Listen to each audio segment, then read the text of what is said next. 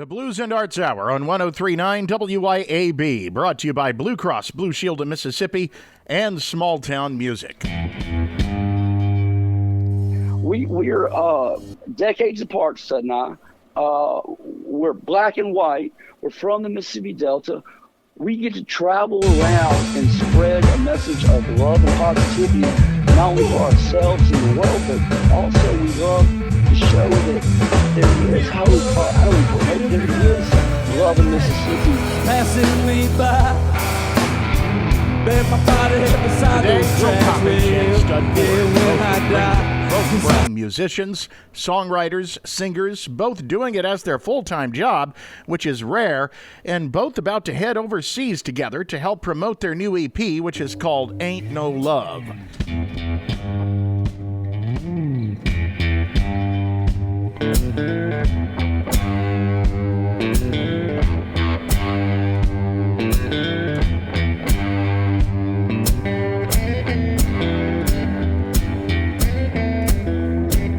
That track, by the way, is called Shake, and it's from the EP Ain't No Love. All right. Have I got you both? Hello. Oh, I do. Hello, stud. Hello, buddy. How you doing? Wonderful. How are you doing today? I'm all right. I'm hanging in there, buddy. How long, bro? I'm doing an interview right now. I can't talk. I'm doing an interview right now. I can't talk. Yeah, come up. Appreciate it. Here are Will Coppage and Stud Ford. I know some about Will. People have heard Will before on this show, so some of them may know a little bit about Will, but you are the grandson of somebody that people know in the Delta, T-Model Ford. How did it come about that you came to play music? Okay, funny question. So my granddad, when my mom had me, he pretty much just took me, you know, and when he saw me, he was like, that's my baby, you know, pretty much, man. Like, one night, I'm sitting at the blues bar we have here in Greenville. My grandma was the bartender at the time, and my mom, she was getting in trouble doing her thing. My dad was off in trouble doing his thing, so I was with my granddad a lot, and my grandma, and my youngest aunt, who was in elementary school at the time. She would take care of me and watch me a lot while my granddad would be playing the show and my grandma would be working at the bar. You know, one day, man, I never forget, probably like 4 or 5, and I remember hearing the drums like boom, bam, boom, bam, boom, boom, boom. I remember just like him doing the sound check, somebody doing the sound check, and I never forget because I could walk. I remember just like, because my auntie wasn't paying attention, she was doing something in her books, and I remember just walking around the corner and looking around the stage, and I remember seeing the drums, and I remember like, I want to do that. And finally one day when I was about 6 years old, there was a guy named Paul Wine Jones. They were playing at a festival in Holly Ridge, and the drummer, I'm back there eyeballing the drummer, and finally he was like, "Come here, man! Hey, just grab this stick and hit the floor, tom." But me being a kid, I wanted to hear the crash sound, that big old cymbal. So I started just whamming on the cymbal, and Mr. Paul turns around like, "Stop! What are you doing? Like, don't he's messing up the whole show."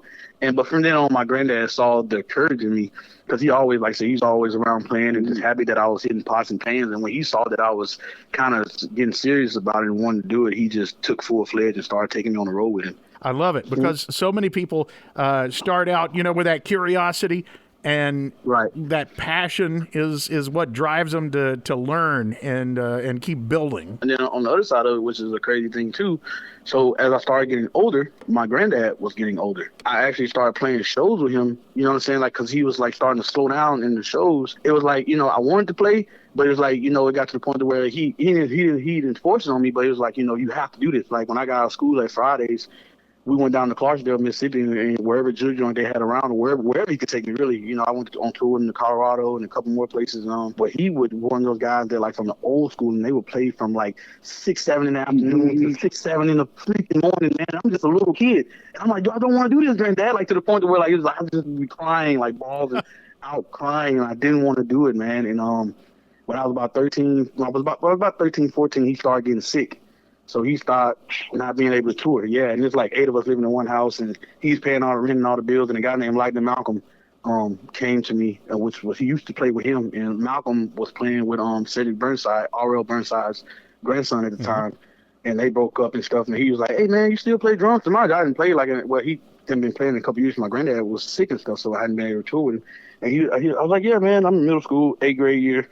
And I was like, yeah, I still play, but the first thing I thought about was my family, because I saw my granddad hustle and bustle for all my family my whole life. My next thing was like, well, granddad did this to make money for our family. It wasn't to go sell drugs, it was just like go play music, because that's what he always taught me. And also, but the cool part was, to get into the whole story about that, was me loving music and wanting to do it and keeping this legacy alive, was when I got a chance to have to take Cedric Burnside's spot with Malcolm. Because I looked up to Cedric Burnside. I looked up to Lightning Malcolm. So it's like, what? I'm getting a chance to be 15 and travel with Lightning Malcolm and get to play all these like hard, groovy rock songs. Because now I can do the hip-hop beats. Now I can do the rocked out stuff. I don't have to play with my granddad because he was an old man. I couldn't do a lot of that stuff. But with Malcolm, I could. And Cedric, I could. All those guys, I could. So it allowed me to open up to really love music, though, and really love what I do now. Keep this legacy going. Yeah.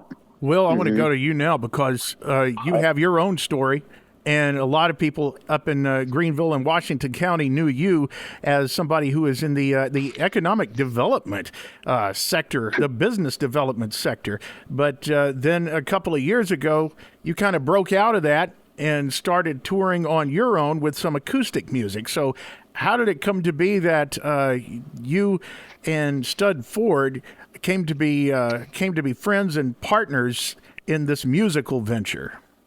Yeah, I'll first say that both of us, and we talk about this with our fans, is that, as Stud said, he's played since 6, and while I did not start at 6, when I was out of the military, there were times that I had to take a break from performing, whether that was when I was getting my BFA and MFA in school, or I taught at McNeese. And then obviously when I moved back to Greenville, life has a way of creating opportunities as well as sacrifices. And we were trying to buy a house, and I got an offer from the mayor, and that was, he wasn't going to run about after 2 years. And I was like, I can get back into music. And then my wife was, hey, we're going to have a little girl. And then I was like, oh gosh. And, luckily I was already offered a job as project manager. So, again, performing was put on hold, but there were breaks that were a necessity for life to either help ourselves grow or to take care of other people. All those other things weren't me. Those were just necessity to make sure my family was safe and my life was safe. And so that whole time, I'm still, practicing, playing, songwriting, and when my daughter was born, I've always had a banjo, but I could never play it, and or I couldn't play it well. And I said, man, I've always loved clawhammer. That's what I'm gonna learn. And I hyper focus for, the first 2 years of my daughter's life. I'm glad she's not deaf, on clawhammer. But that's how I learned it, And so I guess what I'm just saying is, all of a sudden I have why it's maybe different in actual events. We really bonded once we met on the same kind of push that we had in life to take care of those that we love. And that also, as we got to talking and playing our goals as musicians, the sound that we really wanted to get out there. When you're meeting everybody, it's kind of a blur, and then all of a sudden it connected. And I just remember one of the first things I said to him, I was like, man, I'm sure you hear this all the time, but I love your grandfather. And I was like, I'm not just saying, I will show you.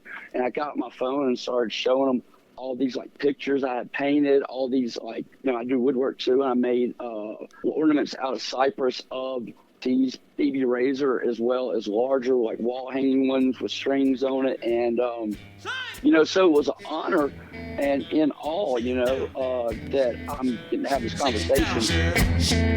Shake it right here. Coming up, more than just a jam, these guys are headed to Europe, and they mean business. You're listening to the Blues and Arts Hour on 103.9 WYAB. Make your grandfather proud, damn sure.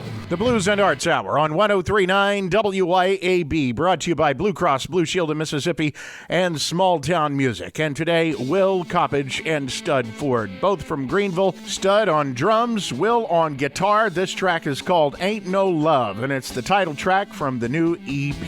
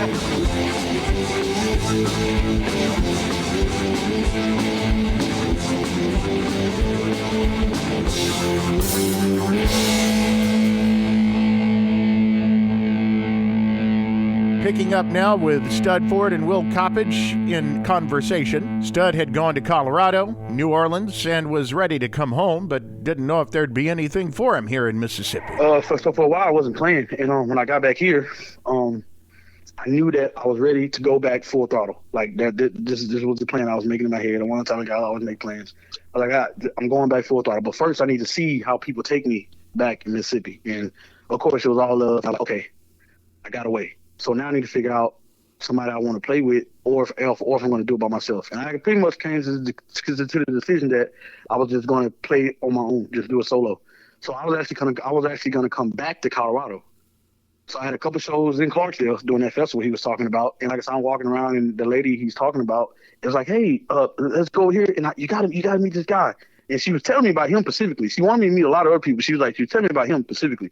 And Will, and I was like, okay, cool. And she was telling me he was from Greenville and stuff. I'm like, all right, cool. You know, me not thinking none of it. You know, and of course, as we were talking, me and Will, once I meet Will, and of course, I couldn't talk to him much at that time. But he's like, bro, I took the picture that was on the front page of the newspaper because when my granddad passed away, we had to go. You know, it's an open casket, so we had to go stand over, and you know, we're all crying, whatever. But there was somebody took this picture. It was blasting on the front page of the newspaper all over Greenville for like a week.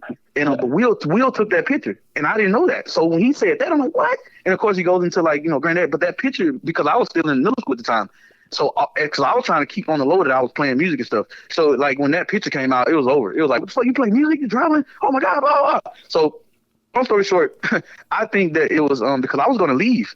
Like I had a couple shows with Lightning Malcolm in New Orleans and a couple other places, and I was gonna get him to leave me in New Orleans. And I was like, bro, I was just gonna fly back to Colorado, and I was gonna stay out there, get a regular job, get some money up, give me some equipment, maybe run into somebody else. But all I knew was that I had the formula, and that I was free, and that I was a free man to do what the fuck I wanted to do. Sorry, I mean to cuss, but free to do what I wanted to do. And I was like, now I'm about to take the bull by the horns and go. when I met Will that first day, and me, will tell you, I'm a very deep person. Yeah. I feel like everything happens for a reason. You know what I mean? And I feel like spiritually, you know what I'm saying, God put us together. You know what I mean? Because at that point, I didn't say he was fed up with other things and working with other people. But you see, he was already doing the solo stuff on his own. Yeah. You know, and same as Sud said, I made that decision. Like, I'm not going to rely on anybody. Whatever I do is going to be self-equity. So besides the music, like I said, we're friends. We're actually friends. I actually love him. He loves me. And that's what makes us be together to play. Because without that, even though we make good music, if we don't like each other as people, we probably wouldn't be playing together. But anyway, I'm on the road, and Malcolm said, like, bro, you gonna stay in New Orleans, or what you gonna do? I was like, I don't know. When we get done with the show, I'll let you know. So he's like, all right. So some of my heart was like, stay. But during this whole time, I'm thinking about this. I'm texting Will and calling Will to try to talk to him. Will ain't answering the phone. No, Will ain't texting back. It was a bad week for me. I was sick. It was, and I just like, when I'm sick, I don't even have my phone near me. Yeah. That Friday, I felt better. I remember waking up feeling better, and I went and asked my wife. I was like, hey, I was thinking about calling Stud. I think he's back in Greenville from with the Lightning, and is that cool? And she's like, the fact that you are like, moving around, feeling good, yes, please. When I texted him and asked if he wanted to come over, the first thing he said to me was, are you all right? Right, because he was talking about just the music. Because he was just like, oh, you want to come on and play music? I'm sorry, this happened. I go through this. He was just trying to explain what happened. I was just like, bro, first of all, are you okay? You know what I'm saying? Are you good, bro? I thought you had died or some shit. But anyway. So I'm sorry that's a long story, but it is. And the cosmic factor of the legacy, as I mentioned, just, the love for T I had already. And, I'm going, oh, my God, I'm talking Stud, and it is like but he again, he's so humble. And, I mean, it wasn't like oh, my God, I can't talk to him. And that, like I said, I remember, though, and it was probably a week before you left for Malcolm or something. I was trying to Clarksville for a show, and I texted him, like, hey, are you in Clarksville? And I believe he was not. It could be yeah. And I wanted, like, so bad because I had recorded my EP, but I had to use, like, where either I played drums or some samples and stuff, and, I really wanted, like, awesome live drums. I'm like, oh, my God, I could maybe ask Stud, but I didn't want to just ask him. I think Stud and I are really conscious about, not overstepping our welcome or our needs or wants with other musicians. Number one, we're self-reliant. As I said, I was ready to release it with what I did, but now all of a sudden Stud's in my life. And I remember texting him. He's like, no, I'm not in Clarksdale. And I go, hey, man, I would love your opinion on these tracks that I did. Just a heads up, I either play drums or they're loops. And that's when he texts me. He's like, man, these are fire, man. And, if you're not happy with the drums, how they're on there, man, I'd love to record them. That was my plan all along, but I just didn't want to, like, ask him, right. And so, I remember coming back to Missy, telling him that, I got really close songwriter friends here like Chris Livingston and, Mike Slayton, who are amazing, and that they also love C-Model and Delta Blues. And as you'll hear us also say a lot, Stud was 100% confidence in his ability as a solo musician, and he was out there doing it and pushing it. And then, Chris, as you know about me, I was doing it. I mean, I did over 100 shows in 2024. In the previous 10 years, I did maybe 20. And, this is what a full-time musician's a full-time musician that works and supports family. And so if we never found each other, we would have been successful. But once we did, we just poured gasoline on each other because we saw that we could create something that was so big because we now have two people that know the business and just hustle their butts off constantly to be in the moment of creation for the people and be in that moment of transcendence, being on the stage performing for people. Coming up, going far beyond the Delta to play the blues. You're listening to the Blues and Arts Hour on 103.9 WYAB. You've got the Blues and Arts Hour on 103.9 WYAB, brought to you by Blue Cross Blue Shield of Mississippi and Small Town Music. And this week, Stud Ford and Will Coppage, both of Greenville, taking their Mississippi Shake tour to promote their new EP, Ain't No Love, to Switzerland in June for a renowned blues festival. You guys are now about to, you're going to really get to know each other because you got an overseas plan now. And I want to know how that came to be and what the plan is, what you guys are going to do because you're not only touring, not just in Mississippi, but also, out of state and then out of the country. How is that going to work, and how did that come to be? So you take that first, and I'll do my. Okay, I got you, buddy. I got you, man. So with that overseas festival, in 2016. They booked me to play it, to do a little solo thing over there. And unfortunately, I had to get canceled. And so for that whole 8-9 years, Vincent and everybody, we're talking or whatever, but like I had to take care of stuff, so wasn't able to do it at the time.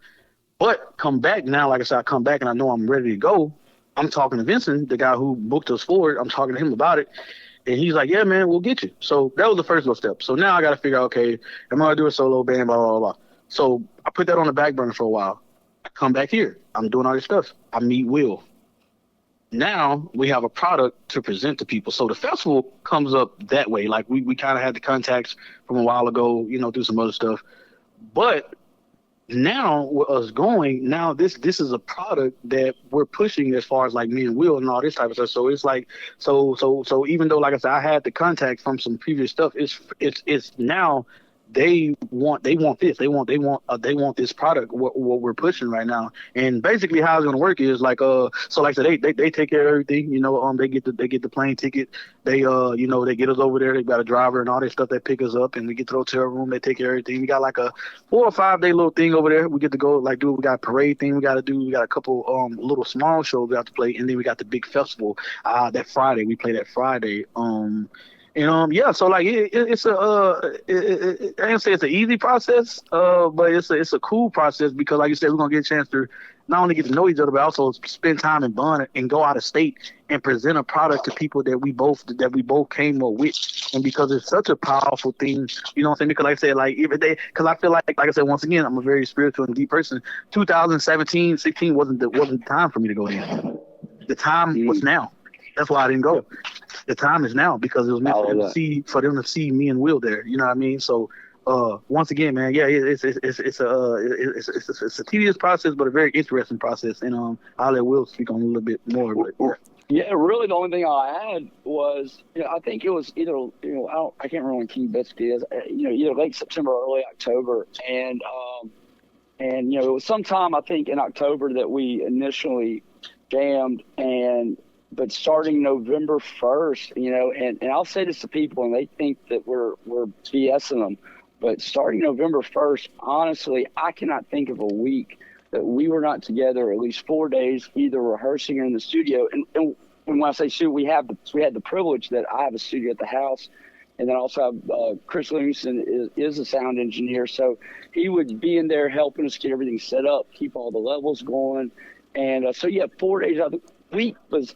And I would say we did that because we knew we had something special, and we had the confidence that once this train, gets its momentum, man, it's just going to be jumping off any track of expectations and making its own track. And I can remember Stud bringing it up maybe sometime in December.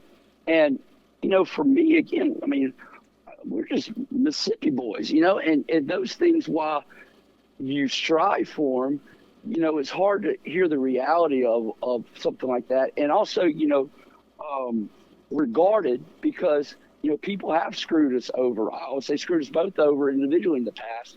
And so when he said that, it wasn't like I doubted him or anything, but I'm like, okay. I'll see it when it happens. That was kind of my thing. Like, I was excited. I told my family, but it was that thing like, hey, I really don't know. I don't fully understand. If it happens, holy cow. But then we were in the studio, like I said, and Vincent FaceTimed him from France. And so I was like, oh, hold on, I got to take this, and started FaceTiming with them. And I heard Vincent mention something about me because, we've been posting videos of us playing.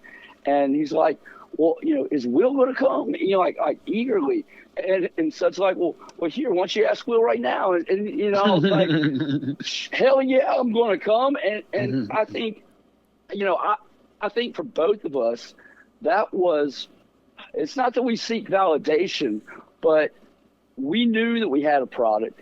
And so early on to have a major festival overseas that is, world renowned, say they want us to play. That solidified a confidence that may, I don't say was lacking, but it goes, okay, this is why we started rehearsing every day.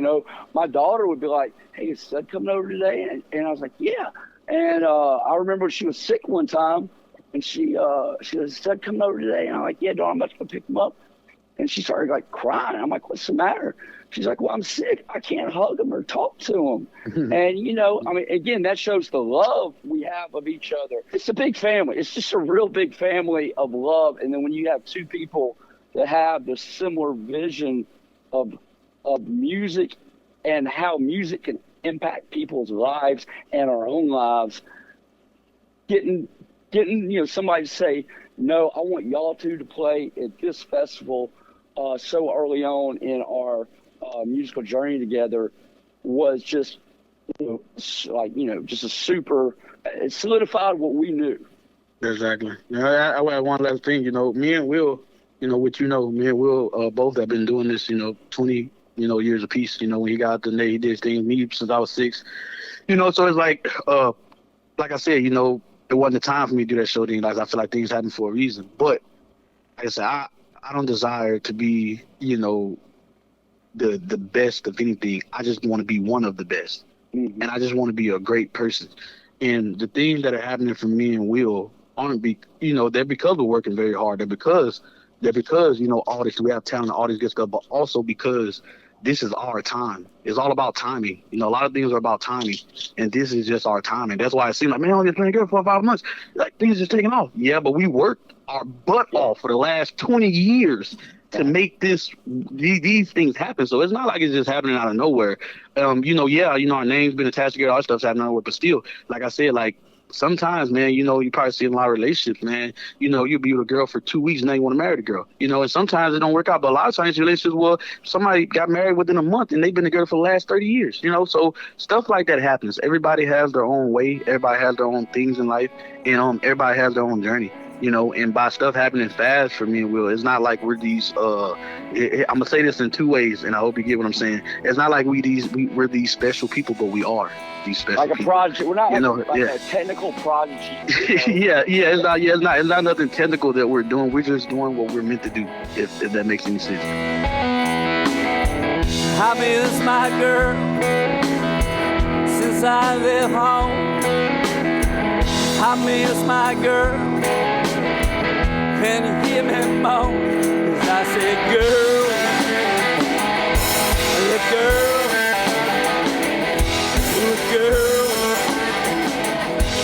who's still home now?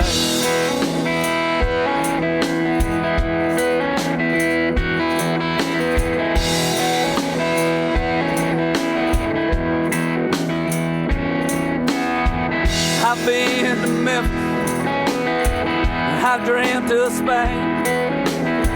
All you pretty women gonna put me in the grave. 'Cause I said, girl, it's a girl, who's still will hold.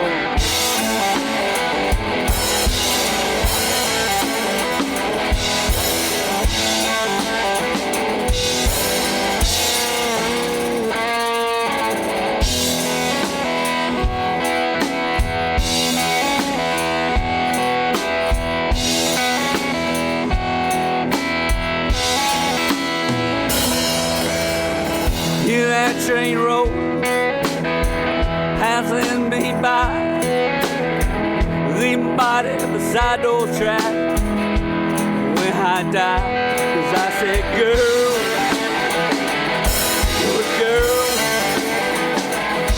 I said, girl, could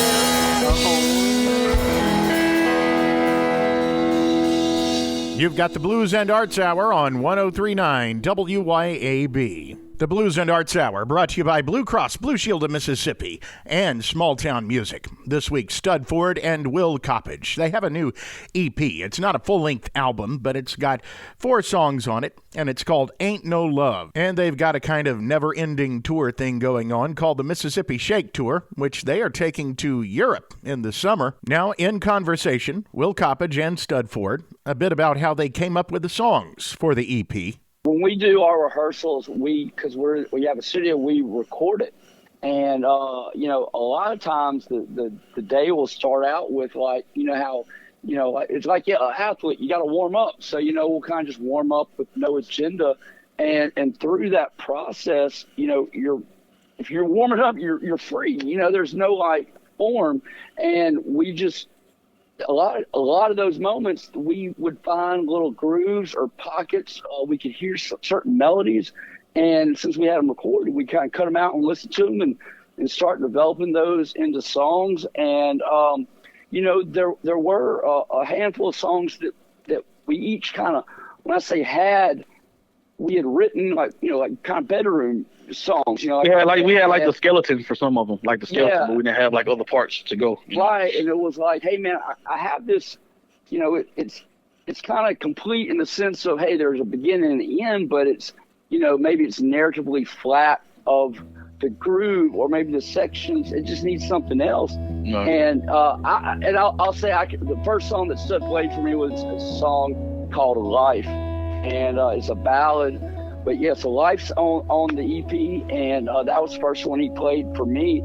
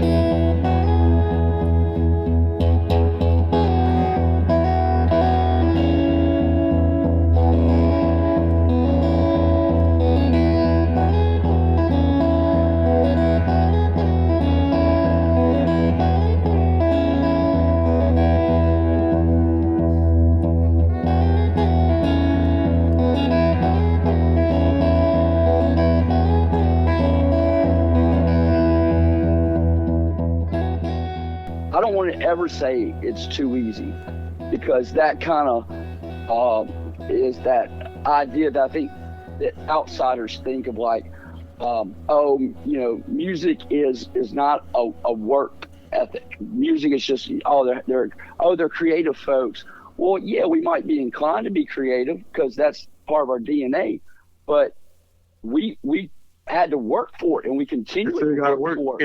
If you have a gift, if you have a gift and don't use it, then what is that gift? That gift is just going to go by the wayside. You're just going to lose. Like if you're a boxer and you can fight, you fight great, but you go get in the ring with a boxer, you're going to lose because that boxer has more stamina than you. That boxer knows how to move around that ring better than you. You just know how to fight good. So it's just one of those type of things where, like, although we have this God-given talent, to where it does make it kind of like he can just throw out a riff, and like I can let the riff can talk to me, and I can hear words in 2 seconds. I can have a whole story about my life, and to put it with that riff, and now we got a song. So yeah, Sud would agree. We both know musicians that are 100 times more talented than us, locally as well as globally. But for whatever reason, we look at them like, man, you should be touring. They just lack a hustle. And a work ethic. They don't understand that you get up in the morning, and you start, and for me, Sud knows I have a very scheduled out time that allows me to keep being productive and producing stuff. And I will say that through the influence of each other, Stud's often, I don't want to put words in my mouth, but you comment like, hey man, I'm doing, I'm trying to get in that flow better, and he has. Just like Stud, the biggest thing for me, I told him, I was like, I want to get like healthier. You work out all the time. Now, when we're together, we're on tour, we work out in the morning. We're not sitting there partying at night. We wake up early, we work out, we talk about this stuff. Again, this is a job. If you have a job, you don't go into work, drunk or, not prepared. So how do you prepare? You spend the man hours, getting ready for the fight, Yeah. I got to ask you now, because we're kind of getting down to the wire here, but where can people find this EP, Ain't No Love? Everywhere. Everywhere, on all streaming major platforms. We just put out a official video shot by Black 22 Productions, our boy Tim over there. It's on YouTube. Go check that out. Evo, all Apple Music, Apple Music, everything, all the major streaming platforms where you can find music. It's on there. Like the grown, my baby gone, and I ain't got no home. I'm just a tree trying to grow. Lonely road, how do I get by this? Oh, I'm on this race against time, trying to get that dime. I'm on my grind each and every day.